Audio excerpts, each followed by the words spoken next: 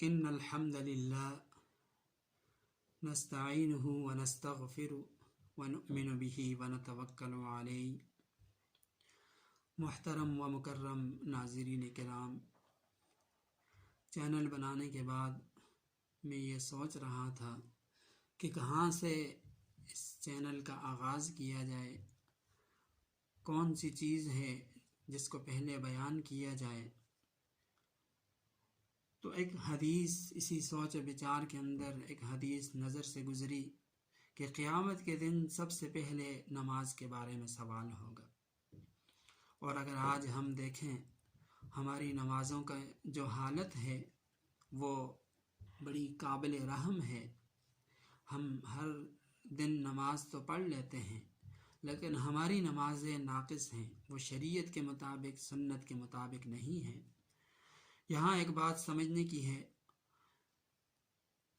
اور وہ یہ کہ اس بارے میں روایات مختلف ہیں کہ قیامت کے دن سب سے پہلے بندے سے کس چیز کے بارے میں سوال و جواب ہوگا۔ تو بعض روایات سے پتہ چلتا ہے کہ سب سے پہلے نماز کے بارے میں سوال ہوگا، ہر آدمی سے نماز کے بارے میں پوچھا جائے گا۔ بعض روایات سے پتہ چلتا ہے کہ سب سے پہلے قتل ناحق کے بارے میں سوال ہوگا۔ اسی طرح بعض روایات سے پتہ چلتا ہے کہ سب سے پہلے بیوی سے شوہر کے حقوق کے متعلق سوال ہوگا کہ اس نے اپنے شوہر کے حقوق ادا کیے یا نہیں۔ علماء کرام نے ان روایات کے اندر تطبیق اس طرح کی ہے، ان روایات کو اس طرح جمع کیا ہے تاکہ کوئی تعارض نہ رہے، کیونکہ ایک روایت میں ایک چیز کا ذکر ہے، دوسری میں دوسری، اور تیسری میں تیسری چیز کا ذکر ہے۔ تو علماء نے ان روایات کو اس طرح جمع کیا ہے کہ حقوق اللہ کے اندر، حقوق اللہ کے اعتبار سے سب سے پہلے نماز کے بارے میں سوال ہوگا، اور حقوق العباد میں سب سے پہلے قتل ناحق کے بارے میں سوال ہوگا، اور باہمی معاشرت سے متعلق سب سے پہلے بیوی سے شوہر کے حقوق کے بارے میں سوال ہوگا۔ تو بہرحال وہ روایت یہ ہے، حضرت ابو ہریرہ رضی اللہ تعالی عنہ ان سے روایت ہے، فرماتے ہیں میں نے رسول اللہ صلی اللہ علیہ وسلم کو یہ فرماتے ہوئے سنا کہ قیامت کے دن بندے سے سب سے پہلے جس عمل کا حساب ہوگا وہ نماز ہے۔ اگر یہ صحیح ہو تو وہ بندہ کامیاب ہو جائے گا اور نجات پائے گا، اور اگر نماز کے اندر گڑبڑ ہوئی، وہ ٹھیک نہ ہوئی، تو وہ ناکام ہوگا اور نقصان اٹھانے والا ہوگا، اور وہاں کا نقصان یہاں دنیا کے نقصان کی طرح نہیں ہے۔ وہاں جس نے نقصان اٹھایا وہ واقعتاً نقصان ہوگا۔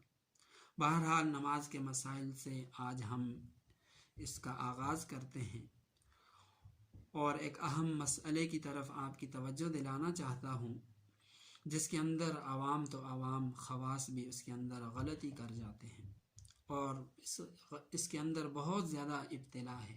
اگر میں یہ کہوں کہ 95% لوگ اس کے اندر غلطی کرتے ہیں تو یہ غلط نہیں ہوگا۔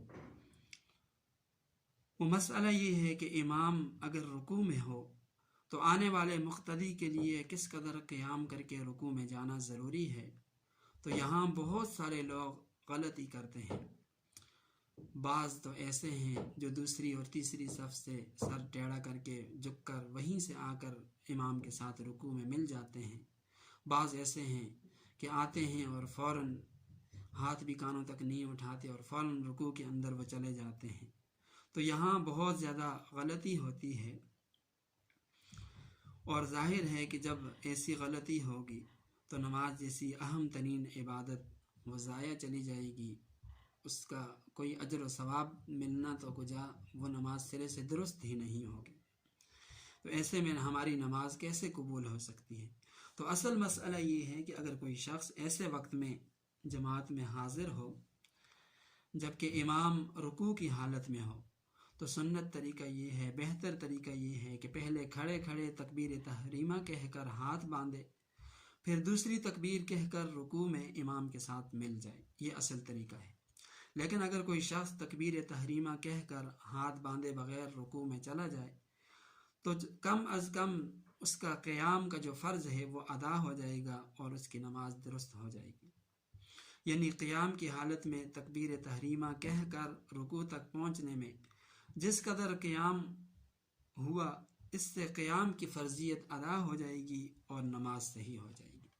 اور اس کے خلاف کرنے کی صورت میں جتنی بھی صورتیں ہیں جب بھی اس کے خلاف کریں گے تو سرے سے نماز ہی نہیں ہوگی۔ وجہ یہی ہے کہ تکبیر تحریمہ کا قیام کی حالت میں ہونا ضروری ہے۔ جب قیام نہیں پایا گیا تو نماز کے اندر ملنا نہیں پایا گیا تو سرے سے نماز نہیں ہوگی۔